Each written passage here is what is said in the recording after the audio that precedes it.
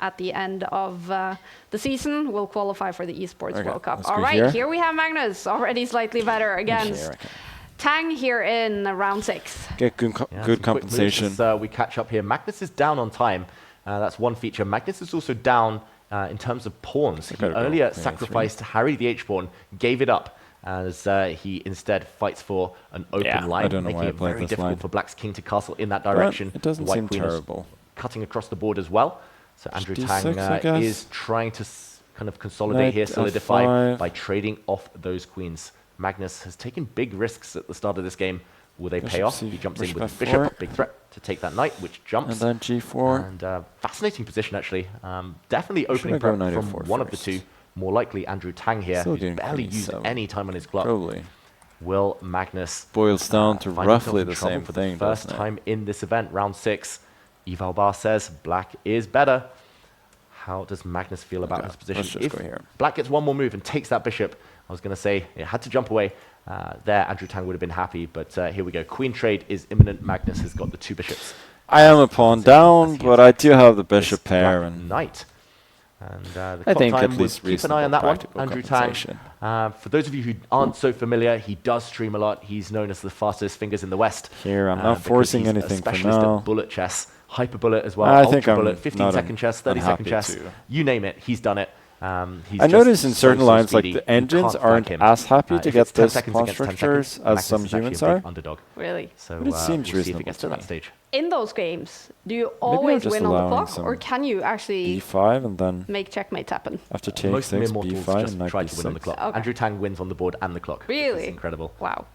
Yeah, I've played him multiple times in bullet chess, and I gave up because it was just too castling. difficult. I kind of he's just so fast. And actually, he's going to be very happy with his position. Slightly better according to the eval bar for Black. That's because Black is a pawn up, as we see the white king move. Interesting reluctance to trade queens on the opponent's terms. If Black takes off the queen, White gets double pawns, but White also gets the open b file for later. And meanwhile, if White takes off the queens, then the Black pawn replaces it, hitting the White knight, gaining time. So a bit of a standoff now between those two powerful pieces as the Black knights start to relocate. This game, it feels like it's the calm before the storm. Andrew Tang, there we see him on the camera appear for the first time. It does feel like I'm somewhat worse, though. I'm not going to comment on the the 6-pack of toilet roll behind him. He had those the game week 1 as well. We watched a game with Andrew Tang, and those exact 6 rolls of toilet paper were there. He hasn't been to the bathroom in 2 weeks. Still 6 rolls left. I know that tickled Simon Williams' sense of humor there. Yeah, fascinating position on the board. And Andrew Tang looks locked in. I think he was one of the first people who made it really so there's a possible line here, like knight b6, queen b4. He's been on stream kind of playing those games where you're clicking the mouse as fast as you can. Draw, which I didn't as many kind of hits, clicks as you can in a second. Particularly mind at this point. I think multiple players have copied, followed suit. In the meantime, he's trying to trade off a pawn. Up 10 seconds. I'm not convinced Magnus happy to trade off those pawns. This is definitely the toughest position Magnus has found himself in so far today. If he wants 100%, this is where he needs to keep winning. Trying to attack his king here. Do not underestimate him. They've had some great battles over the years. And, maybe not. Okay, Magnus thinking for a long, long time now. I'm expecting him to trade off queens sooner rather than later. Yeah, he just goes F6. Don't want that tension for long. It kind of cripples you, makes you a bit immobilized on that left flank. You can't do much while the queens sit on the board. Maybe he can trade, followed by jumping in with the white knight. Trade.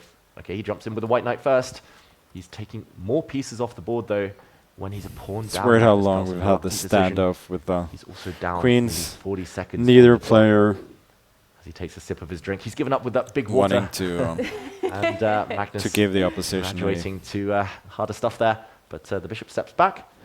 A double pawn. Do you think Magnus is in trouble, actually? Really? That's just how it is. Terms, down so much on the clock against a speedy guy and down a pawn. White's only compensation here for everyone at home is the bishop pair.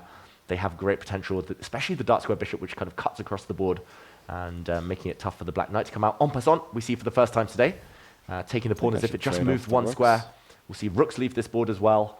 And Andrew Tang, it feels like he's trying to remove the risk as much as possible. I am definitely and then also play on fighting the for clock a draw by 30 here, seconds and more than that against Magnus Carlsen. Speedy Andrew Tang, can he win this game? Ooh, big decision there. He's trying to force white to part with the bishop pair to take that knight. But in doing so, he's had to support the knight with his pawns. He's created a backward pawn here. Magnus is happy to trade off these pawns. You want to step forward and promote with black, but if you step forward, the white rook hunts you down. Before rook b7. So you might have to start trading, heading towards a draw. Who will be happier with that result? We'll see. Still a long way to go, of course. Still enough pieces for Andrew Tang to play with here to try and eke out an advantage. 10 seconds now is the difference on the clock. Andrew Tang pausing, still not quite in the flow. Definitely feels like we're heading towards that time scramble. That would be a lot of fun to watch. I'm expecting takes and the position on the board looking level. Trying to liquidate. Magnus Carlsen is up against one of the speediest players in the top of chess, the Grandmaster Andrew Tang from the US. He is now down on the clock. Magnus has more time, and it's equal on the bar. Will we see this go down to a time scramble, or will it just be a draw? I think Andrew Tang suddenly wants to force the draw. He was up by quite a lot on the clock. Now he's down by 30 seconds. His last move, bringing the knight forward, doesn't look like it's doing much, but he was trying to get in to give a check to force a set of trades here. But now Magnus has covered that square, not allowing any knight checks. He's going to try and keep this game alive as long as possible. Magnus hunting down the pawn that he dropped earlier. E6, okay. Defended by Andrew Tang. After all. And look at this, the eval bar sliding in white's favor very slightly there. Check. Magnus now can push this pawn forward. There we go. The black pawn cannot take it because the knight has to be defended. Magnus is trying to trick Andrew Tang. And now he's going back for the pawn. This is going to be a long game ahead. This is where Magnus specializes. Opposite color bishop endgames. Creating a pass pawn now. Only 3 squares away from touchdown. Magnus has the advantage on the clock. He's going to try and push it as far as he can. Magnus is the favorite suddenly. Can he go up to 6 out of 6? Perfect score. Slightly better now on the bar. I should not have allowed that. I had... Still should be a draw with best play, but Magnus, his pawn is by far the most advanced of them all. He's going to try and push it even further forward later. First, he needs to bring the blockade. He's trying to give some checks, annoy that black king. Checks are always the thing that cost you seconds on the clock. They slow you down. You don't have so many options. And there we go. Magnus suddenly massively better. The bar changing its mind because there was a bishop hanging in the position. I'm not sure if either side saw. The black king could have taken the white bishop a few moves ago.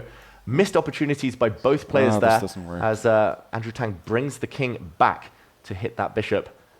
Okay, mistakes are starting to creep in now as Magnus still up on time.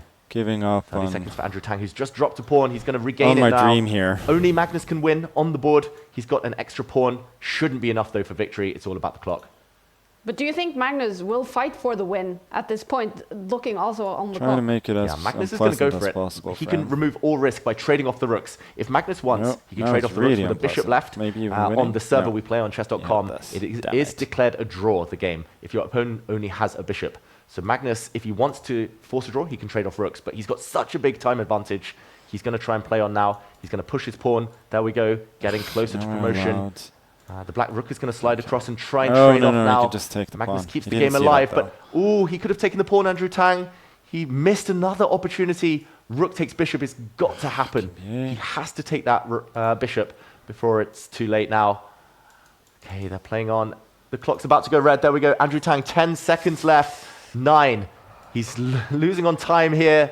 Magnus is keeping the rooks on the board. That's how he's going to keep winning chances. He's going to try and checkmate the black king. He goes to the top of the board. The king forced out the way. 6 seconds for Tang. 5 seconds. Magnus is getting the job done. Black simply has no time left. 3 seconds. It's a hopeless case almost for Andrew Tang. He needs to get rid of the white rook. He needs to trick Magnus, catch him in the pre-move, and the game ends in checkmate. Magnus 104 moves. That's all it took to bring down the penguin. Andrew Tang ends up in trouble. Magnus Carlsen good flag. Checkmates the American, and look at that smile on Magnus Carlsen's face. It means that we keep a perfect score, and I'll be up against Duda in the next game. Magnus Carlsen